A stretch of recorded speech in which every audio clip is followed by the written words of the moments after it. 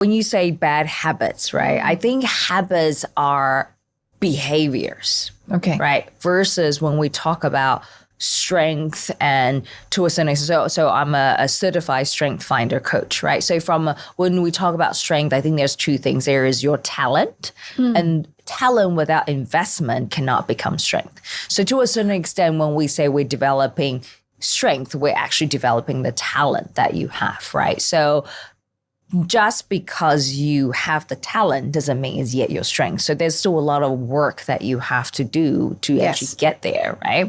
I do think I'm a big believer that you need to make sure the talents that what I call less intuitive talent, okay? So the talent that is not as accessible to you, it cannot be the blocker for your strength.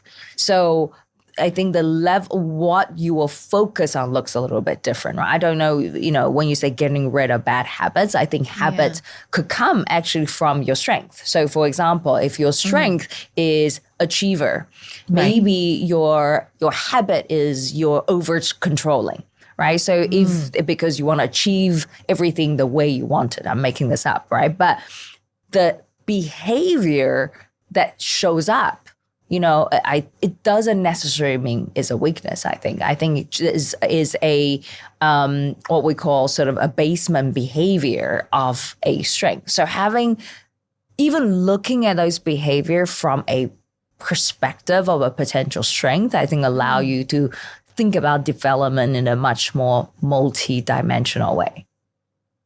So I do believe that you can interpret sort of things that you're working on through that lens, right? Either they're not your intuitive talent or they could be based on behavior of your strength, understanding which talent is not fostered and that you can actually grow them into your strength, and then making sure the least intuitive talent isn't a blocker to your strength. So it's a lot more complex, I think, than just do we believe one or the other.